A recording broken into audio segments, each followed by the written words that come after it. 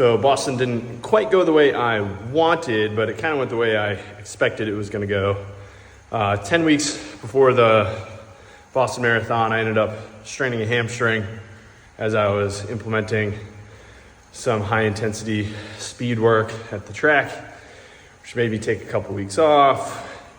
And then I think the highest volume week I had was 36 or 37 miles plus a little walking. So based on that, I can't really expect to have set a PR or run the race of my life or anything like that. It just wasn't in the cards because my training wasn't there.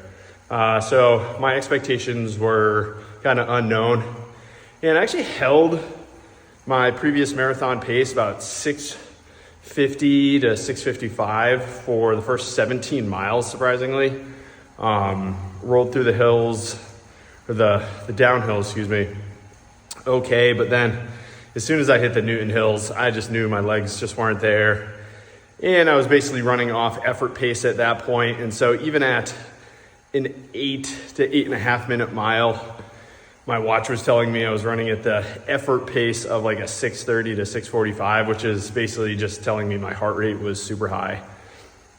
So yeah, the legs also just weren't there because along with decreased volume, I couldn't run any intensity really because the hamstring kicks in more to slow the leg down a little bit when you're running fast. And so I didn't want to risk restraining my hamstring. And I also didn't run on any hills for 10 weeks. So no hills and no intensity.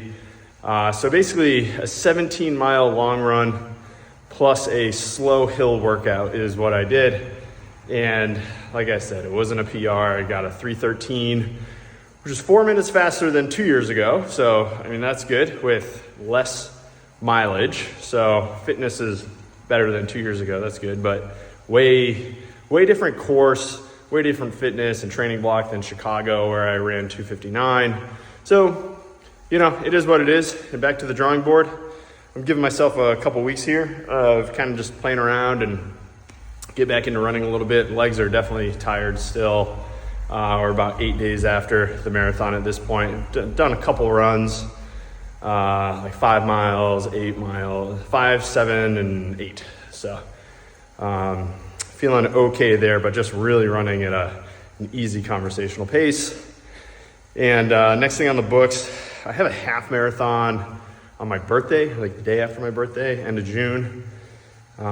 Still don't know where or how I'm going to run that. Might be for fun, might be taking it seriously because I have a marathon that I'm looking at up in Ventura, California. It's like the Surf Rider or Surfers Marathon, which is 3 8.75 mile loops. Really, really flat, really, really fast apparently.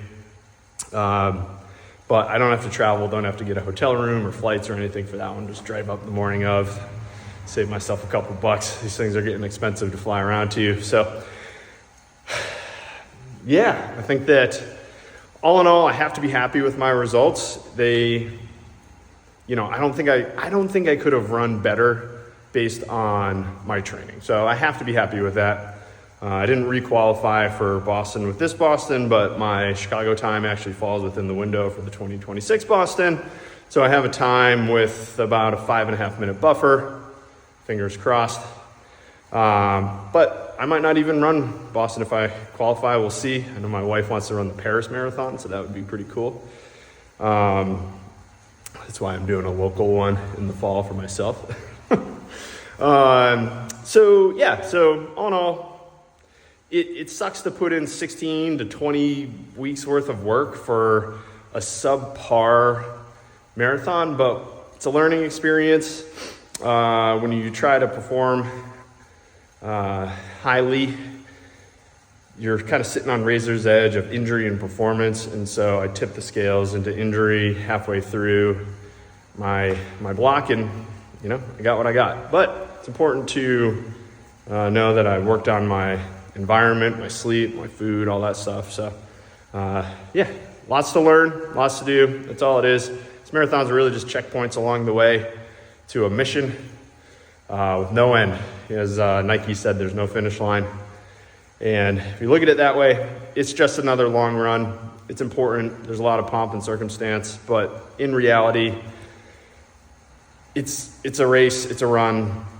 It tells you kind of how good your fitness is compared to some other people, but you probably know how your fitness is going in. So yeah, back to the drawing board.